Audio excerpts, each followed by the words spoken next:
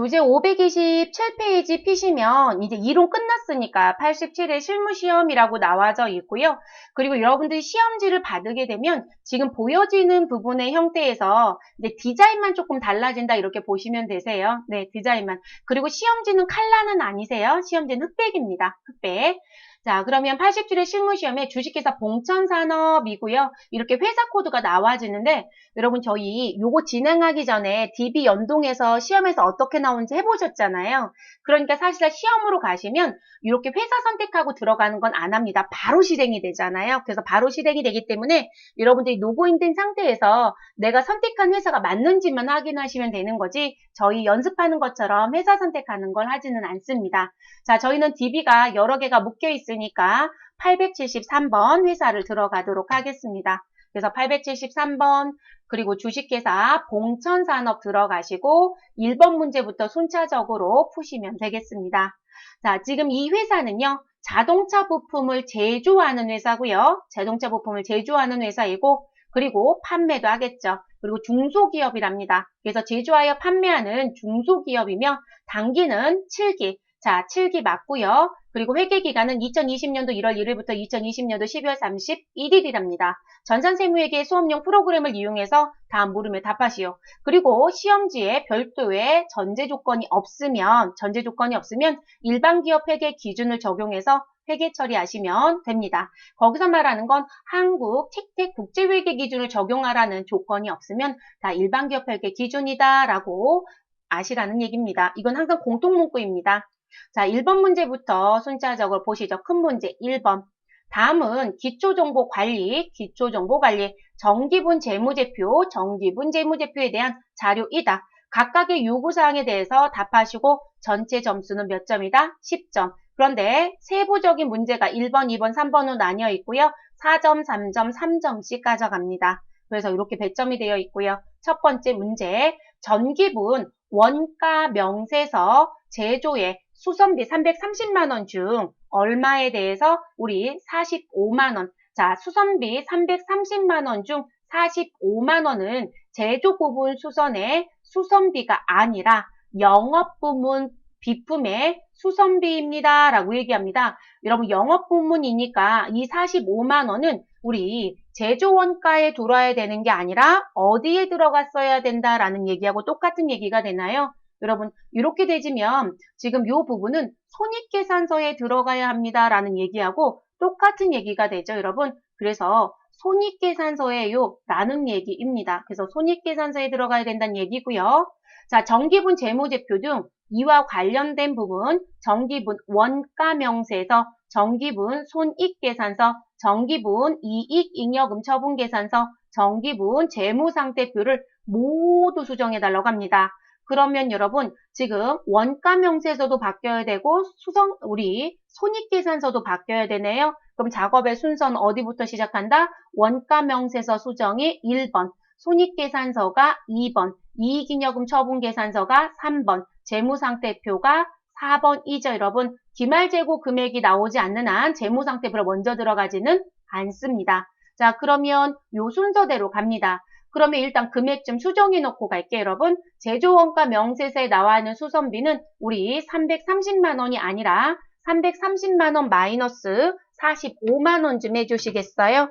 그러면 330만 원 마이너스 45만 원 해주시면 285만 원인가요, 여러분? 네, 285만 원이네요. 메모하고 갈게요. 285만 원. 자, 그래서 285만 원으로 변경해야 되고요. 자, 그리고 영업부문의 손익계산서에 있는 수선비는 얼마를 갖고 있는지 모르니까 지금은 일단 정리할 수 있는 건 없어요. 요거만 고쳐놓고 시작하겠습니다. 자, 그러면 저희 프로그램 정기분 재무제표에 가셔서 우리 전기분 원가명세서를 열어줍니다. 자, 원가명세서 열어주시고 우리 금액 수정합니다. 그럼 그 금액은 얼마로 고쳐주시면 되신다. 우리 여기 지금 나와 있는 금액은 지금 수선비 선택하시고요. 520번 수선비 330만 원을 285만 원으로 수정합니다. 285만 원 수정 입력. 자, 여기 수정 입력하면 여러분 누가 바뀌죠? 단기 제품 제조 원가가 바뀌어야 안 바뀌어요? 바뀌죠. 그러면 여러분은 여기 써 있는 당기 제품 제조 원가를 무엇하셔라? 메모하셔야죠. 자, 그래서 저는 당기 제품 제조 원가를 메모할게요. 뭐 지우면 되는 거니까. 그래서 공백자리 아무 데나 저는 당기자로 그냥 쓰겠습니다. 당기 금액은 2억 9,195만 9천원. 또는 이런 분도 계시긴 해요. 난 메뉴를 올렸다 내렸다 하겠다. 그럼 편하신 대로 하세요, 여러분. 그래서 저는 요 금액 메모하고 끝낼게요. 네, 복잡해서요. 네, 복잡해서. 자, 그러면 메모가 다 끝나셨으면 요 메뉴는 닫아주시면 되겠습니다. 자, 그리고 그 다음 순서 뭐였죠, 여러분? 손익계산서. 자, 정기분 손익계산서 열어주십시오. 자, 정기분 손익계산서 열리면 우리는 수선비 쪽 정리해야 합니다. 수선비. 자, 그럼 수선비가 여러분 현재 얼마가 되어 있냐면 지금 여기 보시면 제가 맞춰서 놓을게요. 자, 지금 820번 수선비가 320만 원이 있습니다. 그런데 우리 아까 45만 원은 이 자리에 포함시켜 주셔야 되는 거잖아요. 그럼 손익계산서에 들어가야 되는 수선비는 320만 원 더하기 45만 원입니다. 그럼 이런 금액 얼마로 바꿔주셔야 돼요? 바꿔야 되니까 일단 이 금액 바꾸는 거 금액부터 확인할게요. 자, 320만 원을 365만 원으로 바꿔야 되니까 저는 이 자리에 365만 원 써놓고 시작할게요. 365만 원. 컴퓨터도 여러분 너무 힘든가 봐요. 네. 그래서 이 펜글씨가 계속 문제가 있네요. 자, 365만 원. 자, 그리고 저희 확인할 거 하나 더 있어요, 여러분. 무슨 부분? 여기 단기에 지금 금액 메모하시라고 했던 거 2억 9,159만 9천 원은 어디에 금액이 반영돼야 되죠? 제품 매출 원가에. 이거 직접 입력해야 합니다. 자, 그러면 여러분들 입력하러 가시죠. 그거부터 먼저 고칠게요. 자, 455번짜리 커서 두시고 엔터. 자, 그러면 제품 매출 원가에 커서가 가면서 팝업창이 뜨죠. 자, 단기 제품 제조 원가. 우리 아까 메모하라고 했던 금액과 같다 다르다? 다르죠. 이 상태에서 여러분 다른 창을 올릴 수 없어요. 그래서 제가 창 열어놓는 게 지금 옆으로 막 밀어놓고 보신 분들이 있거든요. 그게 편하신 분들은 하세요. 저는 지금 문제도 보여드리면서 가야 되니까 안 돼서 이렇게 하지만 자, 그러면 단기 제품 제조 원가 2억 9,240만 9천 원을 얼마로 고친다? 2억 9,100 우리 95만 9천 원으로 수정 입력합니다. 됐을까요, 여러분? 그럼 매출 원가가 바뀌겠죠. 확인 버튼 눌러주십시오. 자, 그 다음 두 번째, 우리 누구를 고쳐주자? 820번 수선비 320만 원의 금액을 365만 원으로 수정 입력합니다. 365만 원 수정 입력. 자, 그럼 요거 끝내시고 나면 여기 당기순이익이 바뀌었어요, 여러분. 당기순이익. 그러면 당기순이익도 메모를 좀 해놔 주십시오. 그래서 전 당기순이익 메모할게요. 자, 그래서 그 부분은 제가 뭐라고 쓸 거냐면 순이익이라고 써볼게요. 순이익. 자, 순이익 금액은 1억 2,109만 1,000원입니다. 자, 그래서 순이익 메모했습니다. 됐을까요? 자, 그러면 저는 손익계산서 창 닫겠습니다. 저는 창을 닫아버리고 그 다음 단계로 넘어갈게요. 여러분 세 번째는 이익잉여금 처분계산서. 자, 정기분 이익잉여금 처분계산서 들어가시고요. 손익계산서에 있었던 금액 불러들여 주셔야 되죠, 여러분. 그러면 여기 6번짜리 당기순이익이 여러분이 메모했던 금액과 같은지 확인합니다. 자, 1억 2,109만 1,000원과 동일하다, 동일하지 않다? 동일하죠. 그러면 여러분 이게 동일하지 않을 때는 불러오기 버튼을 눌러야 되지만 사실 부를 필요는 없죠. 그리고 여러분 사실 이 문제 벌써 캐치하신 분들은 이익잉여금 처분계산서와 재무상태표현 변화가 없다는 걸 아실 거예요. 왜 그러냐면 지금 수선비는 일종의 비용이에요. 근데 그 비용이 손익계산서로 가는 기간 비용이냐 아니면 공장에서 사용한 제조 원가냐라는 부분의 차이만 있었던 거예요. 그래서 지금 제조 원가에 330만 원이 285만 원으로 바뀌었기 때문에 손익계산서의 제품 매출 원가는 바뀌어야 되겠죠. 그런 반면에 누구요? 우리 손익계산서의 비품과 관련된 수선비는 원래 330만 원, 320만 원이었는데 365만 원 더 증가했잖아요. 그래서 사실상 당기순이익은 바뀐 게 있다 없다? 없어요, 여러분. 당기순이익은 사실 바뀌지 않았습니다. 그래도 우리는 맞춰는 보자는 거죠. 그래서 요 금액의 변화는 없었던 상태이긴 해요. 그래서 사실 이 문제는 어디까지만 가도 끝난다? 원가 명세서 손익계산서까지만 끝나도 작업을 해도 사실상 다 끝나는 문제이긴 합니다. 그래도 우리는 그냥 들어가 볼게요, 여러분. 자, 그럼 여기 금액 맞는지 확인하시고 다르다라면 우린 상단에 불러오기 버튼 누르면 됩니다. 라는 수업 했었죠. 지금은 의미는 없습니다. 왜냐면 안 바뀔 거니까요. 자, 그리고 이 자리 나와 있는 미처분 이익잉여금 1억 4,559만 1,000원이라는 금액이 있죠, 여러분. 그쵸? 자, 그러면 이 금액도 전 메모를 하겠습니다. 그래서 이 부분은 미처라고 쓸게요. 그래서 미처분 이익잉여금에 대한 금액 1억 4,559만 1,000원입니다. 됐을까요? 자, 이 금액은 우리 어디의 금액과 같아야 된다? 재무상태표에 자본에 있는 금액과 같아야 되겠죠. 그럼 들어가 보도록 하겠습니다. 메뉴 닫아주시면 되시고요. 우리는 재무상태표에 갑니다. 정기분 재무상태표. 자, 들어가셔서 누굴 확인하셔라? 우리 자본 쪽에 있는 2월 이익잉여금의 금액이 동일한지 확인합니다. 375번 2월 이익잉여금 1억 4,559만 1,000원. 딱 맞죠, 여러분? 그리고 대차차액은 발생한 적 있다, 없다? 없네요. 그래서 이 문제는 1번과 2번만 고쳐주면 되는 문제였습니다. 자, 그리고 거기까지 다 정리하셨으면 배점은 4점입니다. 여기 4점 준다고 되어 있죠? 자, 메뉴, 그 다음 문제로 넘어갈게요, 여러분. 저는 지저분한 것 좀 모두 다 지우도록 할게요. 두 번째 문제 가겠습니다. 자, 다음은 신규 거래처에 대한 내용이고요. 거래처 등록 메뉴에 신용카드 탭에 추가 등록해달라라고 되어 있네요.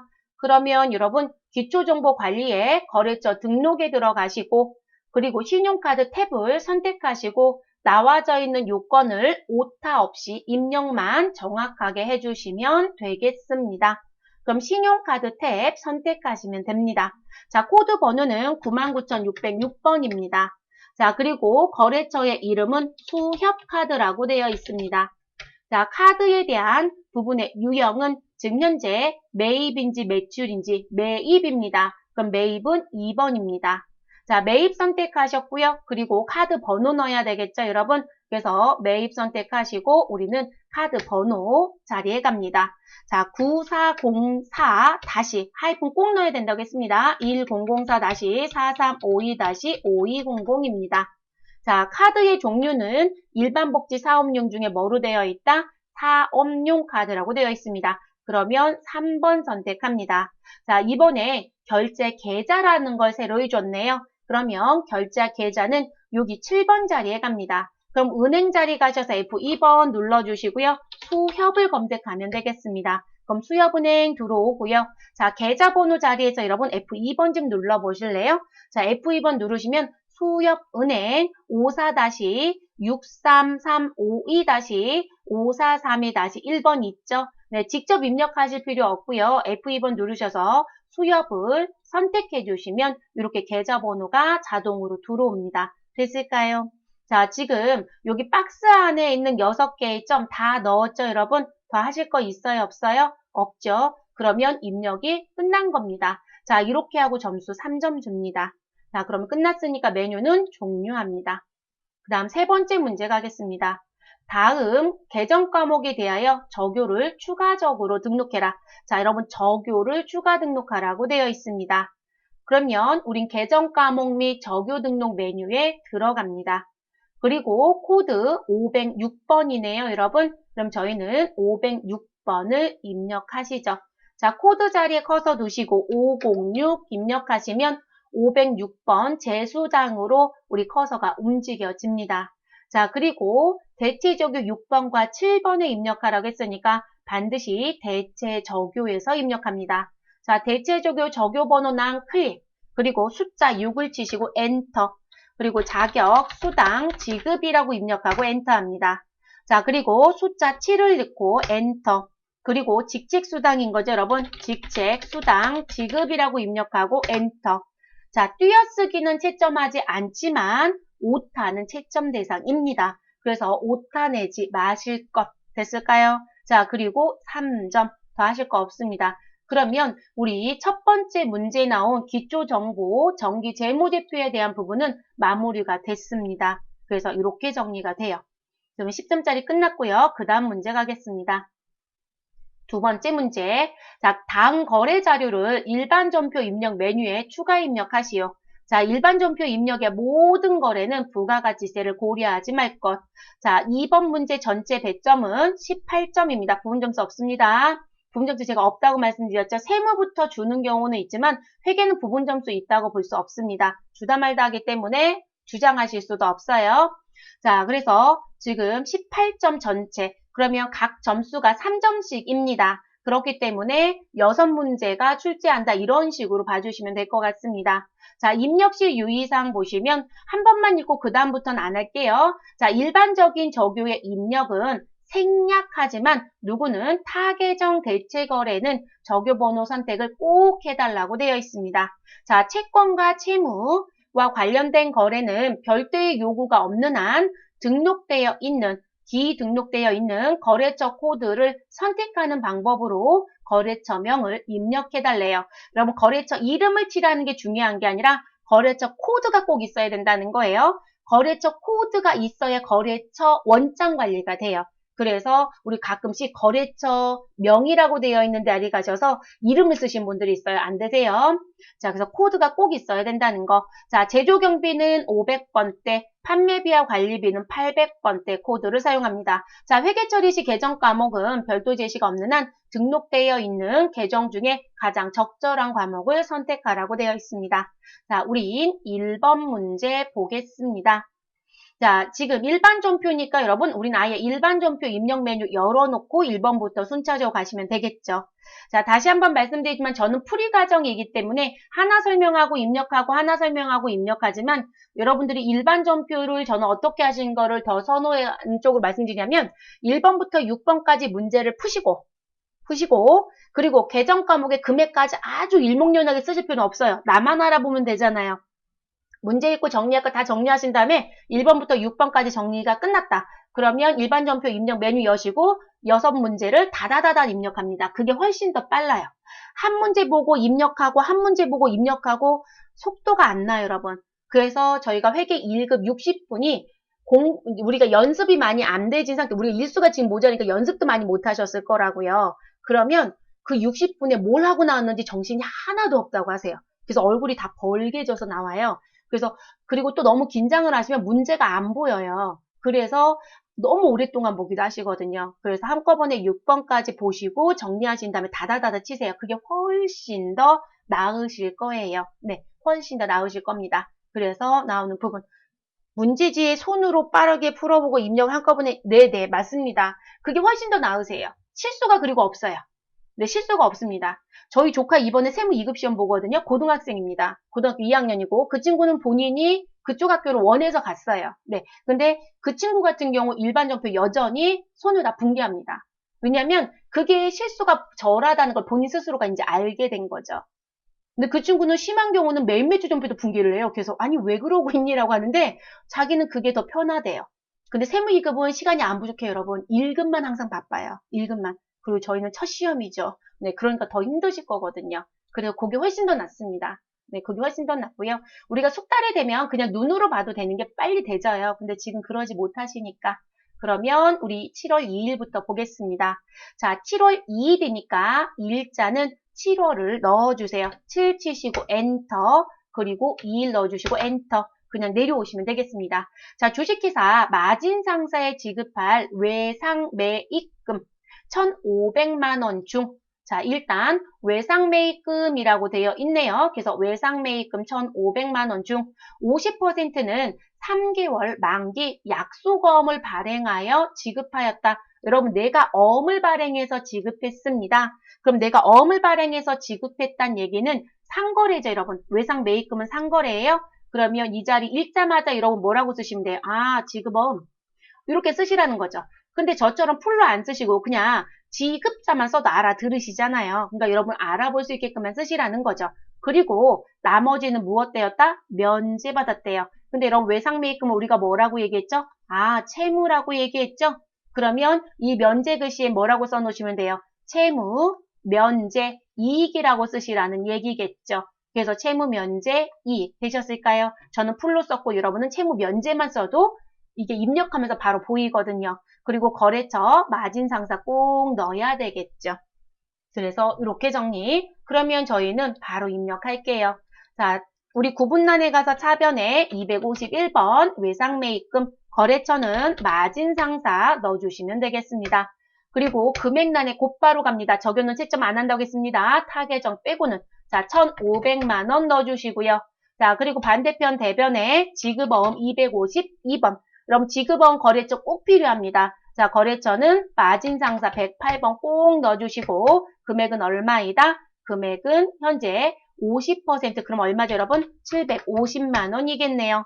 자, 같은 변 대변에 나머지는 채무를 무엇하였다? 면제받았다. 채무, 면제, 이익 그리고 750. 그러니까 여러분 계정 과목을 풀로 안 쓰셔도 우리 채무자만 쳐도 검색이 다 되잖아요 여러분. 그래서 대표적인 계정 여러분이 알아볼 수 있는 것만 쓰시라는 거예요. 그래도 문제 안 되시니까. 그러면 이렇게 정리가 됩니다. 자, 두 번째 넘어갈게요, 여러분. 자, 두 번째는 10월 며칠이다. 10월 1일입니다. 여러분, 달 바꿔주셔야 되겠죠? 자, 그래서 10월 1일 입력하고 가겠습니다.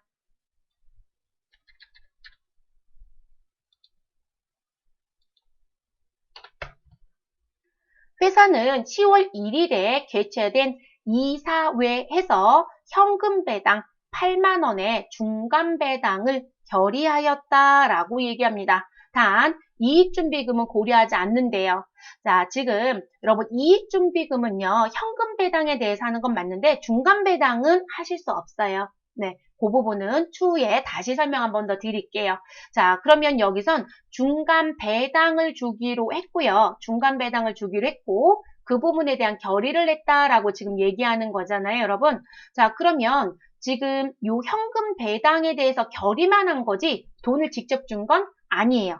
그럼 여러분 우리 아직 돈 나갔어요? 못 나갔어요? 못 나갔다라는 얘기가 되겠죠. 자, 그리고 재밌는 건 여러분 우리 요게 복수 답안이 지금 나왔는데요. 뭐냐면 중간 배당금은요. 원래 FM대로 하면 차변의 2월 이익 잉여금을 나눠준 거니까 375번 2월 이익 잉여금을 쓰고 대변은 아직 돈 못 줬으니까 미지급 배당금을 쓰시면 돼요. 근데 우리 프로그램에 가면 이 중간 배당금이 이익잉여금 처분계산서에 자동 반영할 수 있는 탭을 하나 만들어 놨어요. 그래서 이 중간 배당금에 대해서 우리가 회계 처리를 할 때 처리할 수 있는 게 코드를 2개 만들어 준 거예요. 그래서 원래 이론상으로 따지면 뭐가 맞다? 375번에 있는 우리 미처분 이익잉여금을 쓰는 거. 근데 프로그램은 375번 쓰라고 했죠, 여러분. 그래서 2월 이익 잉여금을 씁니다. 그런데 지금 이익잉여금 당기분 작성할 때 이게 자동으로 들어오는 게 훨씬 더 업무적인 편해요. 그래서 제가 코드까지는 못 외워요. 여러분 그거는 자 중간 배당금이라고 하는 걸 계정 과목처럼 코드화 시켜놨어요. 그래서 답이 375번도 맞고 중간 배당금도 맞다. 원리상으로는 이게 더 맞는 표현이기는 합니다. 근데 프로그램에 자동 반영하겠다라고 하면 이게 또 맞는 거고요. 그래서 이게 논란이 조금 됐습니다. 네, 작년에 논란이 좀 됐고요. 그리고 이 문제가 원래 회계 쪽에서 잘 안 내고요. 세무에서 냈던 문제입니다. 근데 회계로 갑자기 확 내려버렸어요. 그러니까 여러분 이 문제 또 틀린 분들 많겠죠. 그쵸? 네, 그래서 지금 이론도 조금 어려웠어요. 근데 지금 실기도 어렵죠. 일단 2번 문제부터 틀린 분들이 꽤 많았던 부분입니다. 그래서 나온 부분. 그래서 저희는 어떤 걸 사용하든 상관이 없습니다, 여러분. 그래서 차변에 누구를 쓰시면 되고 우린 프로그램에 자동 반영하는 거로 제가 보여드려 볼게요, 여러분. 그래서 저는 중간 배당금으로 쓰는 거로 보여드릴게요. 그리고 대변은 바로 돈 안 줬어요. 결의만 했습니다. 그리고 일정 기간 돈을 줍니다. 그래서 우리는 아직 못 줬으니까 무엇이다? 미지급. 그런데 뭐를 아직 못 줬다? 돈을. 근데 그 돈은 무슨 돈이다? 배당금. 그래서 미지급 배당금입니다. 됐을까요? 그럼 입력하러 들어가겠습니다. 자, 차변에 우리는 중간 배당금으로 일단 우리 2월 이익 잉여금을 먼저 넣을게요, 여러분. 375번 2월 이익 잉여금을 넣어주세요. 자, 그리고 금액은 우리 8만 원 입력합니다. 자, 그리고 대변에 누구 넣어주시자. 미지급 배당금을 넣겠습니다. 자, 미지급 배당금 선택해서 넣어줍니다. 265번에 있네요. 우리 유동부채 계정 과목 있죠. 자, 그러면 이렇게 정리됐어요. 됐어요, 여러분. 시험은 여기까지가 끝이에요. 근데 제가 왜 복수 답안이 나오는지 보여드릴게요. 그럼 저랑 같이 전체 메뉴 눌러주시고요. 그리고 어디 가시냐면 결산 재무제표. 그럼 중간배당금은 전년도에서 끌고 왔던 미처분 이익잉여금을 기준으로 배당해 주는 거예요. 그러면 그건 당기분이 작성이 돼야 됩니다. 그럼 이익잉여금 처분계산서를 일단 열어주세요. 열어주세요. 여러분 시험은 안 합니다. 다시 말씀드리지만 자, 저장된 데이터가 있는데 불러오겠냐고 묻습니다. 우린 아니요 할 거예요. 자, 그럼 여기 들어옵니다. 들어오면 여러분 여기 5번 자리 노마자 1번 미처분 이익잉여금에 5번에 중간배당금이라는 게 들어온 거 보이세요? 없죠 여러분? 그러면 여러분이 결산할 때 중간배당을 지급한 게 있으면 이 5번 자리에 여러분이 마이너스 8만 원 넣어주셔야 돼요. 제가 5만 원이라고 했던 것 같아요. 8만 원 넣어주셔야 돼요. 그러니까 일이 좀 늘었다는 거죠. 자, 메뉴 완벽히 다시 닫을게요. 안 들어온 거 확인시켜 드렸어요. 종료. 자, 그리고 다시 일반 전표 열어줍니다. 자, 우리 여기 375번 자리 2월 이익 잉여금을 누구로 바꿔준다? 중간배당으로 바꿔줄게요. 자, 지금 중간배당이라는 부분을 입력하면 그럼 중간배당금 372번 검색되죠. 이건 원래 계정 과목이 아니에요. 원래 계정 이게 맞는 거예요. 미처분 이익금으로 쓰는 계정 과목. 그런데 요것도 만들어줬더라는 거죠. 그럼 372번 입력합니다. 자, 그러면 이렇게 넣은 부분. 자, 저랑 똑같이 또 갑니다. 전체 메뉴 눌러주시고요. 이익잉여금 처분계산서를 클릭합니다. 자, 이익잉여금 처분계산서에 가시면 저장한 데이터 불러오겠냐는 건 저희가 이 메뉴를 한 번이라도 들어간 적이 있으면 이런 식의 메뉴 계속 떠요. 아니요 해주시면 됩니다. 아니요. 자, 그럼 여러분 아까하고 달라진 점 찾기. 눈에 확 띄죠? 자, 중간배당금은 내가 갖고 있었던 전기에서 넘겨받은 미처분 이익잉여금 쓰는 거라겠어요? 그럼 이게 감소해야 되니까 음수 들어야 되거든요. 아까는 이 자리 금액이 안 들어오니까 여러분 일하실 때 손으로 치라고 했어요. 입력을 여러분이 합니다. 근데 중간배당금이라는 코드를 넣어버리면 여기에 8만 원 마이너스로 자동 들어오죠. 그럼 여러분이 업무자 입장이면 뭐가 더 편할 것 같아요? 두 번째 방식이 더 편하죠. 이해되셨을까요? 그런데 이 지금 첫 번째 방식인 375번을 썼다고 해서 하자가 있지 않아요. 그것도 결산이 충분히 할 수 있단 말이에요. 그러면 두 번째 방식인 중간배당금을 쓰는 게 그럼 무조건 정답이냐? 아니에요. 원래 더 올바른 표현은 2월 이익 잉여금이 더 맞아요. 그런데 지금 시중에 이 시험 문제 이런 식의 시험을 보는 시험이 또 있겠죠? 그 시험에서 계속 답안을 언제부턴가 375번으로 공지하다가 중간배당금을 계속 공지를 하니까 한국세무서에도 슬며시 따라간 거예요. 근데 이의제기를 했겠죠. 이게 무슨 소리냐. 2월 이익 잉여금 맞지 왜 중간배당금이 맞아. 할 말이 없었던 거예요. 그래서 이 부분에 여러분 조심하실 건 지금 이익잉여금 처분계산서야 자동 반영되는 계정으로 써라. 이렇게 나오면 375번 쓰면 틀린 답이 됩니다. 지금 제가 분명히 지금 문제는 어떤 걸 넣든 상관없다고 분명히 말씀드렸고 이해되셨어요? 그런데 문구가 뭐가 붙느냐에 따라서 내용은 달라집니다. 그리고 저는 실무자들한테는 아니 자동키가 있는데 여러분 일은 쉽게 가세요라고 합니다. 그럼 일을 쉽게 가려면 뭐가 더 편하다? 중간배당금으로 넣는 게 훨씬 편해요. 업무적으로 보시면. 그래서 저는 업무자들 교육할 땐 중간배당금으로 권장을 하긴 합니다. 근데 시험은 어떤 거로 가든 상관은 없다. 그리고 더 1차적인 답으로 봤을 땐 원리적인 거로 따져봤을 땐 이 375번이 더 맞는 표현이긴 합니다. 됐을까요, 여러분? 근데 이게 이의제 기자 반론을 본인들이 꺾지 못하는 경우들이 있어요. 그래서 이 중간배당금이 무조건 답이 되려면 자동 반영 해당되는 계정 과목을 쓰라는 표현이 나오면 우리는 375번은 못 써요, 여러분. 왜냐면 우린 프로그램 구동도 보는 시험이잖아요. 그렇기 때문에. 그럼 이제 다른 점은 아시겠죠? 네, 다른 점 알려드렸어요. 복수 답안의 의미를 조금 알고 가셔야 조금 더 편할 것 같아서 설명드렸습니다. 자, 세 번째 문제 가겠습니다. 11월 12일입니다. 날짜 반드시 바꿔주십시오. 자, 그래서 11월 12일로 들어가겠습니다.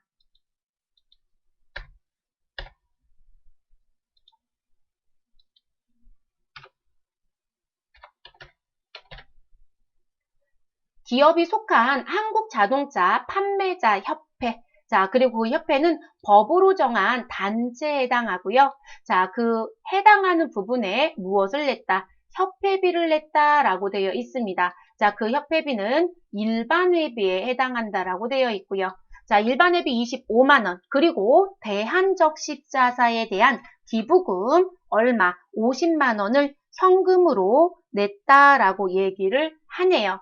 자, 그럼 여러분 기부금은 기부금 처리하시고요. 그런데 우린 지금 이 사람이 속한 자동차에 대한 일반 회비잖아요. 연회비, 일반 회비, 정기회비, 뭐 상공회의소 회비, 무역협회 회비. 자, 그들은 모두 다 뭐로 처리한다? 세금과 공가로 처리합니다. 그래서 여러분들이 일반 회비를 읽자마자 뭐라고 써놓으셔야 돼요? 아, 이거는 세금과 공가라고 써놓으시면 되겠죠. 그래서 세금과 공가이고, 그리고 판매자 협회라고 했으니까 우리는 판매비와 관리비로 들어간다. 이렇게 정리하시면 더 하실 일은 없겠네요. 기부금은 그대로 기부금 쓰시면 되고요. 그리고 우리 돈은 현금 납부했다고 했고요. 근데 계정 과목이 차변에 2개여야 되니까 차대로 입력합니다. 차변에 817번에 있는 세금과 공가, 금액은 25만 원 넣어주시면 되겠습니다. 자, 같은 변 차변에 우리는 기부금 넣어주시고요. 자, 기부금은 여러분 영업과 관련이 없으니까 영업에 비용 계정 과목이 들어오겠죠. 953번 선택해 주시면 되시고 금액은 50만 원입니다. 자, 그 다음 대변엔 현금 101번 입력하시고 75만 원 정리하시면 끝나는 문제입니다. 됐을까요? 네 번째 문제 들어가 보도록 하겠습니다. 11월 28일입니다. 자, 11월 28일은 일만 바꿔주시면 되겠네요, 여러분. 그래서 상단에 날짜를 변경합니다. 8월 1일에 선적해서 미국 에이스 코퍼레이션에 수출한 제품에 대한 외상 매출금을 회수하여 원화로 당사 보통예금 계좌에 입금하였다. 그럼 여러분 차변엔 보통예금, 대변엔 외상 매출금, 거래처는 에이스. 끝난 거네요, 여러분. 그럼 우리 이제 무슨 정리하면 돼요? 환율이 나오는 거죠. 그래서 외상 매출금은 2만 불이고요. 8월 1일. 자, 8월 1일에 선적했다고 했어요. 그래서 8월 1일에 환율은 1,100원이고 그리고 돈을 받는 11월 28일의 환율은 1,070원이래요. 그러면 환율의 차이만큼은 여러분 정리시켜 주시고 끝내시면 되는 부분이네요. 자, 계산기들 다 갖고 계실 거니까 계산기 정리해 보시면 여러분 지금 2만 불 곱하기 1,100원 하시면 얼마 나와요, 여러분? 요 금액은 얼마가 계산이 되시나요? 우리 이거 계산하시면 2,200만 원인가요? 네, 2,200만 원. 자, 그래서 2,200만 원 정리시켜 주시면 되고요. 자, 그리고 11월 28일. 자, 요거는 제가 암산할 수가 없어서 저도 계산기 좀 잠깐 열겠습니다. 자, 그럼 계산기 열어서요, 여러분. 우리 2만 불이고요. 그리고 곱하기 우리 1,070원 정리하시면 되죠. 그럼 2,140만 원이네요. 그럼 2,140만 원 메모해 주시면 되겠습니다. 자, 그래서 저는 이 자리에 또 2,140만 원을 쓸게요. 2,140만 원. 자, 그럼 여러분 통장에 들어온 돈은 2,140만 원이고요. 외상매출금 회수한 건 2,200에 대한 거 상계하는 거죠. 이게 없어지는 금액은 이 부분. 그런데 여러분 두 금액의 환율의 차이가 생겼네요. 근데 여러분 내가 외상매출금 차변에 있었던 건 2,200인데 통장에 들어오는 건 2,140이면 우리는 60만 원만큼 돈이 손해를 본 거죠. 환율이 무엇되면서 하락하면서. 그쵸? 팔 때는 1,100원인데 돈 받을 땐 1,070원이었으니까요. 그러면 이런 걸 우리는 뭐라고 쓴다? 외환 차손이라고 쓴다. 반대면 외환 차익이라고 쓰시면 되겠죠. 그래서 이렇게 정리하시면 되겠습니다. 자, 이렇게 메모가 다 끝났으면 곧바로 분계 입력 저희는 하겠습니다. 저는 대변부터 정리할게요. 대변에 외상 매출금 108번. 자, 그리고 거래처는 미국 에이스니까 여러분 미국이라고 쳐보죠. 자, 그래서 미국 또는 저는 에이스를 치고 싶다. 그러면 영문 A자만 치셔도 검색됩니다. 자, 미국 에이스라는 회사 선택하시고요. 우리 2,200만 원 감소시켜 주시면 되겠습니다. 반대편 차변에 보통예금 103번입니다. 자, 은행은 별도 명기 없었습니다. 우리 2,140만 원 들어왔습니다. 그리고 같은 변 차변에 우리는 환율의 차이로 인하여 손해를 봤습니다. 그래서 외환차손 선택해 주시고 정리하시면 되겠습니다. 됐을까요? 그 다음 12월 2일 가도록 하겠습니다. 여러분 12월 2일 월 좀 바꿔주세요. 12월 2일. 자, 변경되셨으면 또 시작을 해보도록 하겠습니다. 본사 영업부 직원 김 부장 씨가 출장에서 돌아와 6월 25일 회사에서 지급한 출장비라고 되어 있습니다. 자, 가지급금이었고요. 그 금액 50만 원에 대해서 실제 사용한 교통비와 숙박비는 47만 5천 원이고, 자, 유금액과 정산하고 잔액은 무엇하였다? 현금 회수하였다라고 합니다. 자, 출장 갔을 때 여러분 차변에 가지급금 정리했고요. 그리고 지금 우리 계정 과목에 해당되는 거래처 입력을 해야 되거든요. 근데 여기 하단에 봤더니 가지급금에 대한 거래처 입력을 한다라고, 아유, 좋죠, 여러분? 해야 된다는 얘기세요. 그래서 우리는 김부장씨 거래처 꼭 넣어주셔야 합니다. 자, 넣어주시고, 그리고 여러분, 우리 교통비와 숙박비라고 나와 있는 게 있잖아요. 이 교통비와 숙박비라고 해서 나와져 있는 건 접대비를 빼고는 모두 다 뭐라고 정리하자? 여비, 교통비라고 정리하시면 된다겠죠, 여러분? 그래서 여비, 교통비. 그리고 영업부 직원이니까 뭐라고 쓰시면 돼요? 아, 판매비와 관리비에 있는 여비, 교통비 이렇게 정리하면 됩니다. 그리고 나머지 남겨져 있는 돈은 현금 회수했고요. 더 할 거 있을까요? 없어요, 여러분. 이것도 필요한 것만 정리하시고 그대로 입력하시면 되겠네요. 자, 그러면 구문란에 전 대변부터 넣겠습니다. 대변에 가서 134번 가지급금. 자, 그리고 거래처는 김부장 꼭 넣어주셔야 되고요. 자, 금액은 얼마이냐면 50만 원입니다. 자, 그리고 같은 반대편 차변 넣어주시고요. 여비 교통비 넣어줍니다. 근데 그 여비 교통비는 812번에 있는 여비 교통비. 여러분 금액은 뭐로 들어가시면 되고요. 47만 5천 원. 자, 나머지 같은 변 차변에 현금으로 회수했습니다. 더 하실 일 있나요? 없죠, 여러분? 되게 단촐했던 문제이네요. 그리고 가지급금에 김부장 거래처 코드 넣는 거 실수하지 말아 주십시오. 자, 12월 8일입니다. 12월 8일. 자, 그럼 날짜 바꿔주시고 저희는 12월 8일 들어가도록 하겠습니다. 자, 들어오셨으면 문제 볼게요. 자, 회사가 보유 중인 자기 주식 모두를 1,200만 원에 처분하고요. 여러분, 자기 주식은요, 법적으로 하자가 없다라고 하면 불법 거래는 아닙니다. 자, 그래서 이들은 이렇게 얘기를 하네요. 회사의 주식을 산 모양이에요. 그러면 회사가 주식을 증자했다는 게 아니고요. 시장에 나가 있는 주식을 회사가 자기 돈 내고 자기 회사가 사서 자기가 주주처럼 갖고 있다는 얘기예요. 그런 주식을 우리가 자기 주식이라고 합니다. 그래서 자기 주식이 있었고 그 자기 주식을 모두 1,200만 원에 무엇하였다? 처분하였다. 라고 얘기합니다. 그리고 처분하고 매각대금은 어디에 입금이 됐다? 보통예금에 입금. 이런 보통예금에 입금됐으니까 얘는 차변이에요? 대변이에요? 차변. 아, 차변에 보통예금 1,200만 원 증가하네? 그럼 자기 주식을 팔았다고 했으니까 원래 자기 주식은 여러분 사가지고 오면요. 얘가 차변에 있어요. 그래서 이 부분은 어디에? 대변으로 보내서 없애야 하는 부분입니다. 그래서 대변으로 보내서 없앨 거고요. 자, 그리고 처분 시점까지의 장부가액을 봤더니 우리 1,325만 원이래요. 아, 그럼 나는 자기 주식을 1,325만 원 주고 샀는데 이게 매입 금액이거든요, 여러분.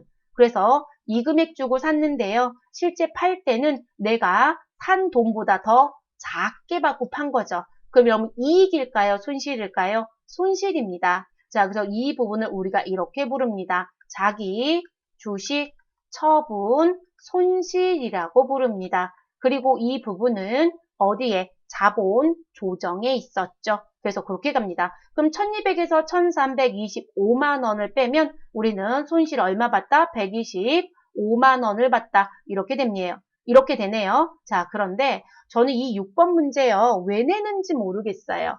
자, 이유가 뭐냐면 6번 문제는 요 가로가 문제가 돼요. 이 자기 주식 처분 손실이 발생했을 때 장부에 반대 성격인 처분 이익이 있으면 상계해야 된다는 규정이 있습니다. 근데 이 문제 원래 회계 기준 아니고 회계급수에 내는 문제 아니거든요. 근데 언제부터 살짝 등장을 시키면서 계속 내고 있어요. 자주 내진 않지만 6번 시험 중에 한 번이나 또는 이번에 많이 내볼까? 그럼 2번. 이런 식으로 꼭 자기 주식이 아니어도 왜냐면 자기 주식 처분 손실의 반대는 자기 주식 처분 이익, 주식 발행 초과금의 반대는 주식 할인 발행 차금, 감자 차액의 반대는 감자 차손이거든요. 그러면 그들은 반대 성격이 있었다라고 하면 바로 가는 게 아니라 상계를 하고 잔액만 처분 손실로 두게끔 되어 있거든요. 그래서 그 부분을 지금 회계에 냈던, 그러니까 이런 6번도 틀린 사람이 되게 많아요. 왜냐면 회계까지만 공부하면 이게 공부 범위에 안 들어가요. 근데 요새 계속 내는 것 같아요. 그러니까 1년에 한 번쯤은 내는 패턴이 있더라는 거죠. 그래서 나온 부분. 그리고 친절하긴 했네요. 자기 주식 처분이익 잔액 조회해라. 그러면 결론적으로 상계하세요. 이 얘기를 힌트를 준 거예요. 그러면 합계잔액 시산표에 갑니다. 자, 근데 합계잔액 시산표는 반드시 며칠 날짜를 간다? 12월 8일을 가야 합니다. 전체 메뉴 눌러주시고요. 그리고 결산 재무제표 쪽에 가셔서 우리는 합계잔액 시산표를 열어주시면 되겠습니다. 자, 합계잔액 시산표 들어가셔서요. 조회하실 땐 반드시 전표 처리하는 날짜와 동일하게 조회합니다. 12월 8일이 전표 일자이면 12월 8일로 넣어야 합니다. 여기 10월 31일로 조회하시면 안 돼요. 그럼 12월 8일.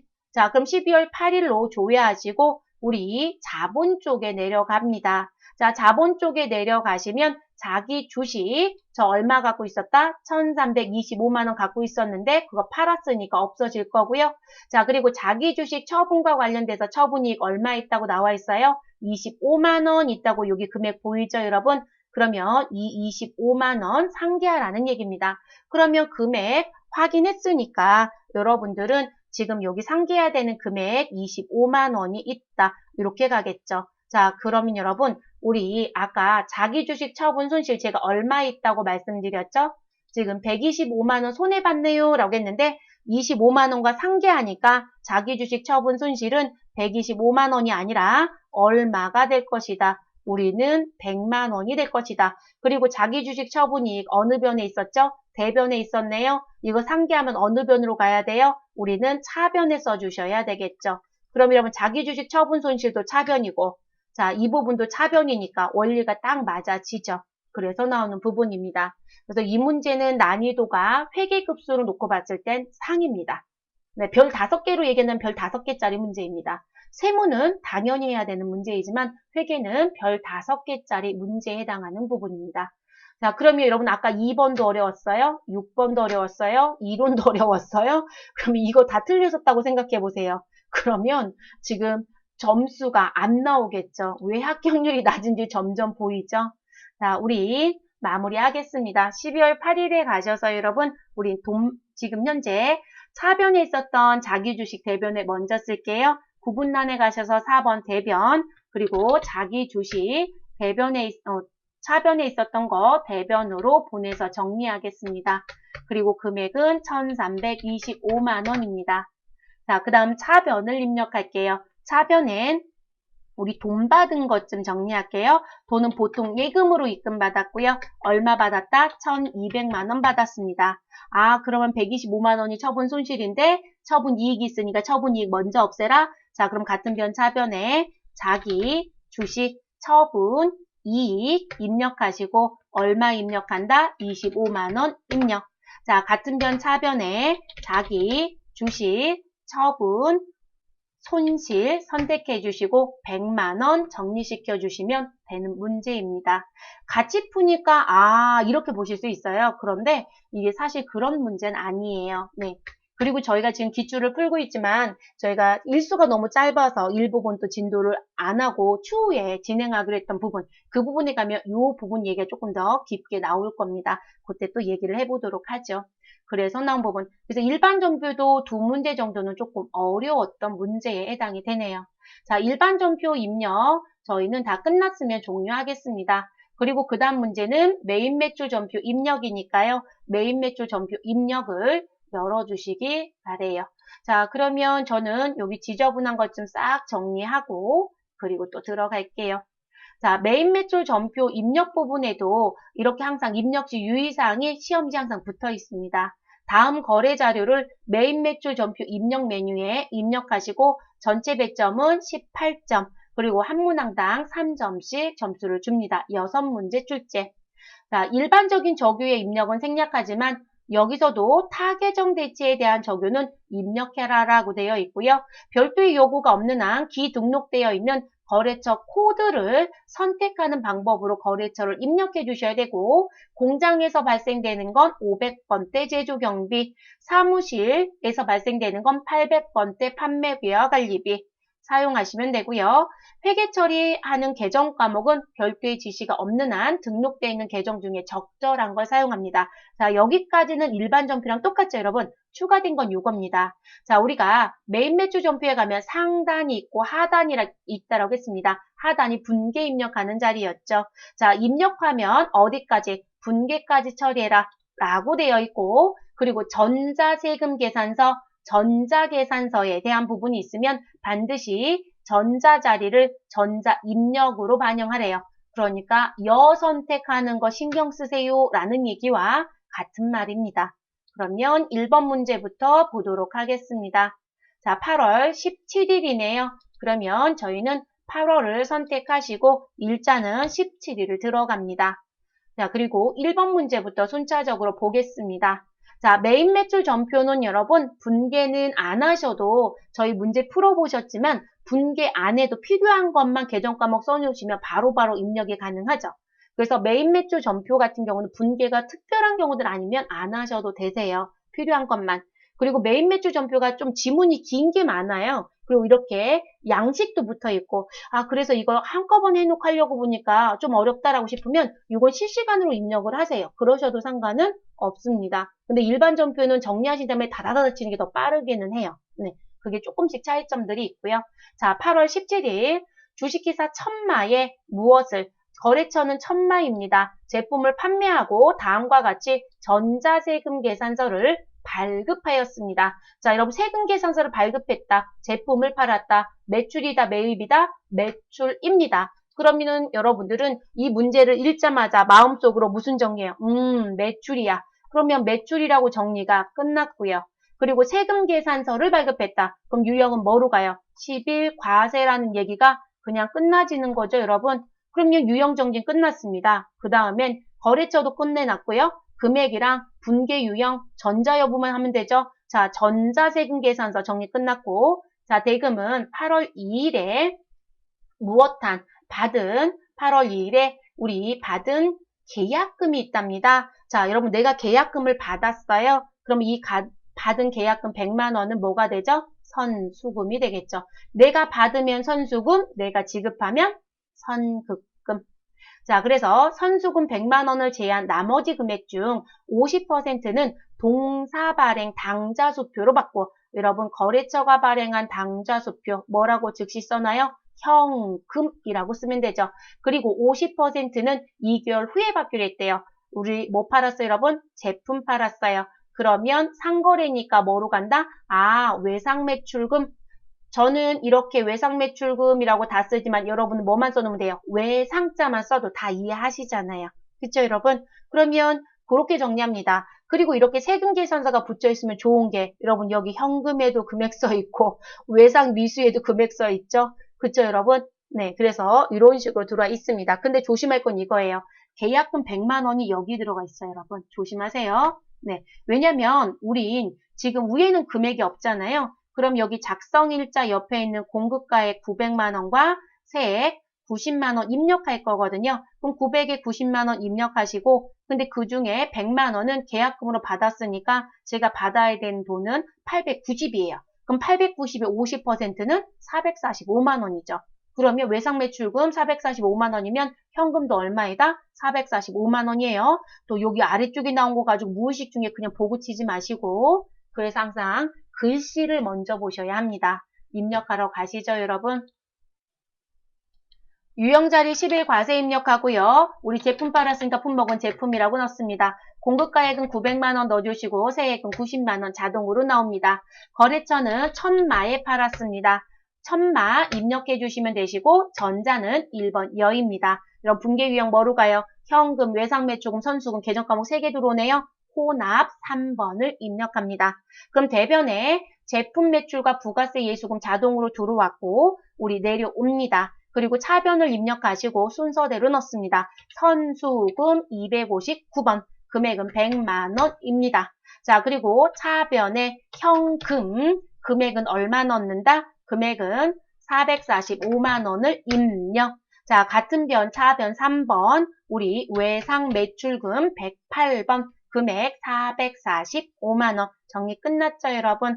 자, 이렇게 정리하시면 되겠습니다. 그 다음 8월 20일.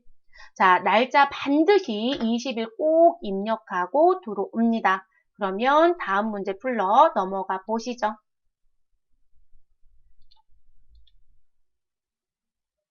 주식회사 한국테크로부터 원재료 200원, 단가가 2,000원, 네, 단가가 2,000원, 그리고 개수는 1,000개, 부가가치세 별도로 구입했다고 합니다. 자, 거래처는 한국테크이고요. 원재료 사왔습니다. 그럼 이런 매입이에요, 매출이에요, 매입. 자, 그리고 여러분, 세금 계산서를 발급받았다. 무엇으로? 전자로. 그러면 매입이고 원재료 사온 거 공제받을 수 있어요, 없어요? 있죠, 여러분. 그럼 우리 유형번호 몇 번? 51 과세. 자, 이렇게 정리 끝내시면 되죠. 그 중에 대금 중 150만 원은 약속 어음을 발행했으며 내가 원재료 사면서 발행한 어음은 무슨 어음이 된다? 지급 어음이 되죠. 그러면 곧바로 지급 어음이라고 써놓으시면 되겠네요. 자, 그리고 나머지는 자기합수표 지급했대요. 여러분, 자기합수표는 내가 갖고 있던 걸 주든 아니면 받든 다 뭐로 가신다? 자기합수표는 무조건 현금입니다. 그랬더니 힌트를 줬네요. 현금 70만 원, 어음 150만 원 이렇게 힌트를 또 주기는 했네요. 됐을까요, 여러분? 그럼 입력하러 들어가시죠. 일반 전표가 어려운 반면에 아직까진 매입 매출 전표 쉽네요. 50일 과세. 품목은 원재료. 자, 우리 수량 단가 안 넣어도 되죠. 자, 여러분 만약에 이 세금 계산서가 안 붙어 있다라고 하면 수량 단가 넣는 게 편하겠죠. 넣어볼까요? 그러면 우리 수량은 몇 개이고요? 1,000개. 단가는 얼마이고요? 2,000원. 자, 수량과 단가와 품목은 채점한다 안 한다? 안 한다. 복수거래만 채점한다겠어요? 자, 그럼 200에 20만 원 들어왔고 거래처는 누구 넣어주시죠? 한국테크를 넣어주시면 되겠습니다.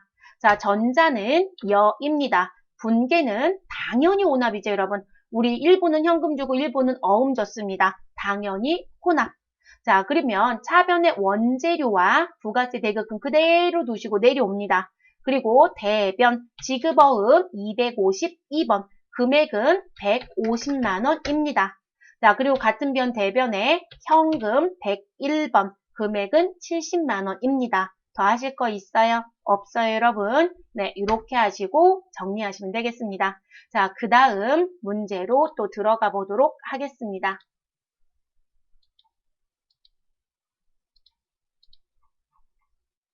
자, 세 번째 문제입니다. 9월 3일이에요, 여러분. 9월 3일이면 저희 날짜 변경하셔야 되겠네요. 자, 그래서 월을 9월로, 일자는 3일. 자, 커서 유형해 두시고 문제 보겠습니다. 자, 비사업자인 개인 최지유라고 되어 있습니다. 그래서 최지유. 자, 그래서 최지유에게 제품을 33만 원에 무엇하고요? 부가가치세 포함금액 여러분 이거 조심하셔야 되겠네요. 부가세 포함금액 33만 원에 현금으로 무엇하고요? 판매하고 여러분 지금 팔은 거예요? 산 거예요? 팔았어요? 그럼 우리는 매출이다 매입이다? 매출이구나 라는 정리는 끝나겠죠. 그리고 주민등록번호로 여기 주민등록번호 좋네요. 전자세금 계산서를 무엇하였다? 발급하였다. 세금 계산서 발급했으니까 뭐로 가자? 10일 과세입니다. 특별한 거 있어요? 없어요, 여러분? 상대편이 주민번호로 생세를 요구하면 줄 수 있어야 된다겠잖아요, 여러분. 내가 주는 게 아니라 그들이 요구했을 때 이 사람 요구했겠죠. 그럼 우린 그대로 넣어주면 됩니다. 이런 분계는 뭐로 가면 될까요? 현금 가시면 되죠? 네, 현금 받고 팔았으니까요. 그래서 분계 유형은 현금으로 쓰시면 되겠습니다. 자, 유형 자리 가셔서 여러분 뭐라고 넣으시면 되시고요. 저희는 10일 과세 넣어주면 되겠습니다. 품목은 뭐로 가시고 제품입니다. 자, 공급가액 조심합니다. 33만 원인데 부가세 포함입니다. 우리 세금 계산서 발급했어요, 여러분. 그럼 공급가액 얼마 넣는다? 30만 원 입력해서 부가세 3만 원 넣어야 되죠. 실수하신 게 또 33만 원 넣고 나오는 실수.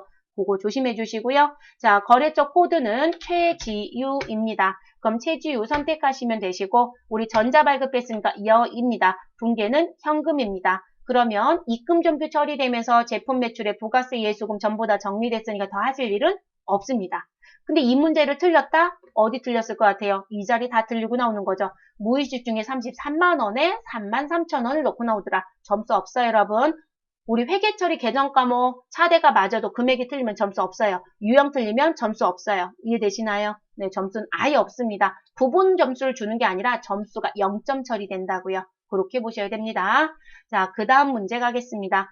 10월 1일입니다. 그러면 달을 10월로 바꿔주시고 1일 입력하고 들어옵니다. 구매 확인서에 의하여 수출용 제품에 대한 원재료 공급가액 3천만 원을 주식회사 봄날로부터 매입하고요. 영세율 전자세금 계산서를 발급한 게 아니라 자기가 받아왔겠죠, 여러분? 네, 발급받았습니다. 여러분 지금 원재료 샀어요. 자, 원재료 샀으니까 여러분 매입이다, 매출이다? 누가 봐도 매입입니다. 그러면 매입이다라고 써주시면 되고요. 그리고 영세율 세금 계산서죠. 자, 영세율 세금 계산서면 유형번호 몇 번? 52 영세라고 선택하시면 되겠죠. 자, 그 다음 대금 얘기가 나오겠죠. 매입 대금 중 1,300만 원은 누구요? 여러분 운천으로부터 받아 보관 중인 약속어음을 배서양도하고 여러분 지금 내가 누군가한테 받아서 갖고 있는 어음은 일반적으로 상거래로 보시면 됩니다. 특별한 얘기가 없으면 저는 그러면 운천한테 받았던 어음을 뭐라고 분개해놨을까요? 아, 받을어음 처리해놨겠지? 그럼 받을어음이 대변에 가서 없어집니다. 배서 양도했으니까. 그리고 나머지 금액은 6개월 만기 당사 발행 약속어음 줬대요. 여러분 지금 원재료 매입하면서 내가 어음을 무엇하였다? 발행하여 지급하였다. 이건 뭐로 가셔야 돼요? 지급 어음으로 가셔야 되겠죠. 그래서 일부는 받을어음, 일부는 지급어음 이렇게 정리가 되네요. 됐을까요? 네, 그래서 이렇게 정리하시면 되고요. 근데 재밌는 건 여러분 여기 아래 봤더니 1,300은 어음이에요. 그런데 1,700은 외상이에요. 그랬더니 이거 보고 치시면 안 돼요, 여러분. 제가 말씀드렸죠? 동일하게 나오지 않는다고 분명히 말씀드렸습니다. 자, 입력하러 가볼까요? 자, 유형 자리 갑니다. 유형 자리 가셔서 52 영세입니다. 자, 품목에는 뭐라고 쓰시라고요, 여러분? 원재료라고 쓰시면 되겠습니다. 공급가액은 3천만 원입니다. 거래처는 누구한테 물건 사왔다? 우리 봄날한테 물건 샀습니다. 봄날. 그러면 봄날 넣어주시면 되겠습니다. 전자니까요. 전자 자리는 여 1번입니다. 분계는 누가 봐도 혼합. 그럼 보세요. 외상거래 거의 안 나오죠? 거의 대부분 아닙니다. 자, 차변에 원재료 3천만 원 그대로 두시고요. 내려오셔서 4번 대변 입력하시고 받을어음 110번. 자, 그런데 여기서 조심할 건 받을어음의 거래처는 누구였다? 운천이었다는 거 여러분. 운천. 그러면 거래처 자리 가셔서 봄날을 누구로 바꿔주신다? 운천으로 반드시 변경해야죠. 자, 이것도 실수하면 또 점수가 없겠죠. 그리고 그 금액은 얼마라고 얘기했나요? 1,300이니까 금액 수정합니다. 자, 같은 변 대변 4번 눌러주시고 내가 발행한 약속어음은 지급어음 252번 넣어주시면 되고요. 자, 내가 발행한 지급어음은 봄날이 맞습니다. 그대로 두시고 1,700 됐을까요? 이렇게 정리해 주시면 끝나는 부분입니다. 그 다음 문제 10월 9일로 넘어가 보겠습니다. 날짜 10월 9일로 변경해 주시면 되겠습니다. 저는 화면 좀 아래쪽으로 내려가 볼게요. 영업부 직원의 교육을 위해 도서를 구입하고 여러분 책 샀대요. 어디에서? 주식회사 교보문고로부터 다음과 같은 현금 영수증을 발급받았다. 여러분 우리 책 산 건 뭐라고 쓰시면 돼요? 도서 인쇄비가 되겠죠, 여러분. 그러면 이 도서자 보자마자 여러분 뭐라고 쓰시면 돼요? 도서 인쇄비. 자, 이렇게 쓰셔도 되고 아니면 도서에 큰 동그라미 해놓으셔도 되죠. 영업부 직원이니까 우리는 눈에 띄게끔 판자 써놓으시면 되겠죠.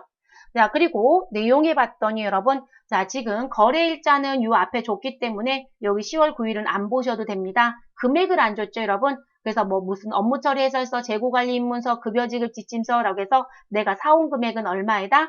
30만 원이다 라고 보여지죠, 여러분. 요 30만 원 처리하시면 됩니다. 그리고 지출증빙 올바르게 잘 받아왔네요. 그럼 들어가 볼까요, 여러분? 자, 그러면 들어가죠. 요거 설명드려야 되죠. 여러분, 지금 여기 받아온 부분에요. 합계 금액 30만 원이란 표시는 되어 있어요. 그죠? 근데 요 30만 원 표시는 되어 있는데, 여기에 부가가치세 얘기가 있어요, 없어요? 없죠. 그럼 면세이다, 과세이다? 면세입니다. 그리고 채금 면세이다, 과세이다? 면세입니다. 그래서 우리 도서는 면세. 그러면 현금 영수증에 우리 면세를 쓸 땐 뭐라고 써요, 여러분? 자, 제가 그거 정리 안 해드려서 우리 사온 거니까 매입입니다. 매입 중에 현금 영수증인데 면세이면 현면 쓰시면 되죠. 자, 현면은 몇 번이다? 62번입니다. 그래서 62번 현면으로 입력해야 됩니다. 면세거래였다. 그럼 입력하러 갈게요. 62 현면. 품목은 도서. 자, 공급가액은 30만 원. 거래처는 누구한테 사왔다? 교보문고한테 사왔다. 자, 그리고 우리 분계 자리 바로 넘어가시면 되겠죠. 분계는 현금 쓰시면 되겠네요. 우리 현금 줬어요, 여러분. 현금 영수증 받아왔고요. 여기 현금 얘기가 없는데요. 네, 여기 현금이라는 글씨가 있었죠, 여러분. 현금. 자, 눈 가린 것처럼 보여줬어요. 자, 그래서 분계는 우리 현금 유형을 쓰면 됩니다. 1번입니다. 자, 그리고 원재료 계정 과목을 누구로 바꿔주시면 된다? 도서, 인쇄비로 바꿔주시면 됩니다. 반드시 800번에 있는 826번이네요. 네, 요거로 변경하시면 되세요. 됐을까요? 10월 9일은 이렇게 해서 마무리가 됐습니다. 그 다음 문제 또 넘어가 보도록 할게요, 여러분. 10월 20일입니다. 일자 좀 변경해 주세요. 네, 일자 10월 20일. 자, 뭔지 모르겠으나 지문이 조금 기네요, 여러분. 자, 매출거래처 주식회사 경원으로부터 외상매출금 550만 원을 회수하면서 자, 외상매출금 회수했으니까 여러분 외상매출금은 어느 변에 가서 없어지면 되나요? 우리 대변에 가서 없어지면 됩니다. 자, 그런데 약정 기일보다 빠르게 10일 회수되어 2%를 할인해주고 여러분 이렇게 할인해준 걸 뭐라고 하죠? 내가 지금 매출했던 부분에 조기 결제로 인해서 할인해 주었다. 그러면 무슨 할인? 매출 할인 이렇게 부르죠, 여러분. 그래서 매출 할인을 해주고요. 마이너스 세금 계산서 발급했대요. 정상입니다. 우리 매출 애누리, 매출 할인, 그리고 반품이라고 하는 환입은 우리 부가가치세법상 마이너스인 수정세금 계산서라는 걸 발급하게 되어 있습니다. 그래서 그거 했다라는 얘기고요. 자, 외상매출금 회수 분계는 무엇한다? 하지 말래요. 자, 하지 마시고 우리 마이너스에 대한 마이너스에 대한 발급 부분만 메인 매출 전표에 입력하세요 라고 되어 있습니다. 문제 쉽게 줬네요, 여러분. 왜냐면 회수 분계까지 원래 같이 하는 건데요. 그건 하지 말고요. 우리 2% 할인한 것만 하래요. 그럼 여러분, 우리 550만 원에 2% 계산하시면 우리 2% 계산하시면 얼마 나오죠? 여러분, 우리 550만 원 곱하기 2%. 여러분, 11만 원 나오지 않아요? 네, 11만 원이 나옵니다. 근데 여러분이 분계를 생각해 보시면 우리 외상매출금은 부가세 포함 금액이에요? 부가세 별도 금액이에요? 부가세 포함이죠? 제가 물건 파악으로 돈 못 받았어요, 아직. 그러면 차변에 외상. 대신에 대변에는 나 제품을 팔았고 제품 매출 그게 얼마이다? 500이고 부가세 예수금 10%니까 부가세 예수금 우리 50이고 그럼 외상매출금은 얼마가 된다? 550이다. 이런 원리잖아요. 그러니까 외상매출금은 부가세가 포함된 금액입니다. 그래서 요 11만 원의 금액은 공급가액은 얼마이고 10만 원이 되고 그리고 세액은 얼마가 된다? 만 원이 된다. 이런 원리가 되겠죠, 여러분. 그래서 이렇게 정리가 되어집니다. 자, 그래서 그 부분 정리하래요. 그런데 매출 할인을요. 제품 매출 계정에서 무엇해라? 직접 차감하래요.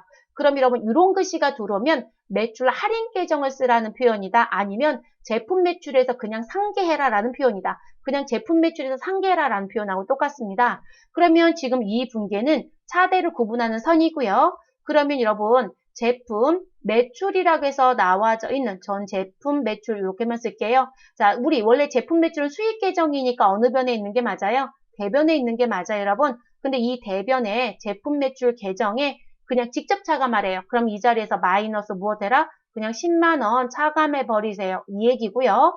그리고 부가세, 예수금도 마이너스 10만 원 이렇게 차감하면 됩니다. 그리고 외상매출금이 실질적으로 550만 원 중에 11만 원은 할인해 준 거니까 안 받을 거죠. 그런데 감소는 시켜야 되죠.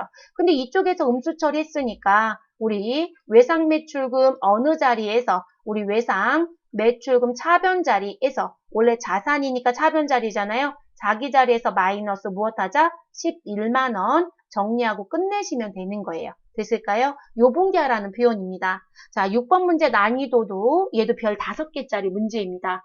자, 그리고 회계에서 냈냐라고 물어보면 부가가치세 고려하지 않는 그냥 일반 전표현 문제까지 냈었습니다. 여러분들이 왜 재무회계랑 재무회계 쪽에 재고자산이랑 그리고 당좌자산의 매출채권 쪽에 썼을 때 이런 비슷한 문제를 풀었었어요. 자, 그게 일반 전표 형태로 많이 문제를 냈었거든요. 딱 그 정도 수준이었는데 메인 매출 전표로 회계에서 출제를 해버린 거죠. 그러니까 다들 이게 뭔 소리지? 라는 부분.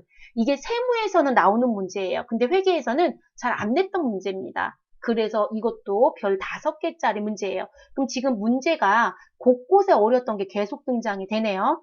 그쵸? 일반 전표도 2개 정도는 제가 어렵다고 했죠? 메인 매출 전표 5번까지 쉬웠어요. 근데 6번은 어려웠어요. 그래서 그렇게 되면 그 세 문제 다 틀리면 벌써 10점 감점이죠.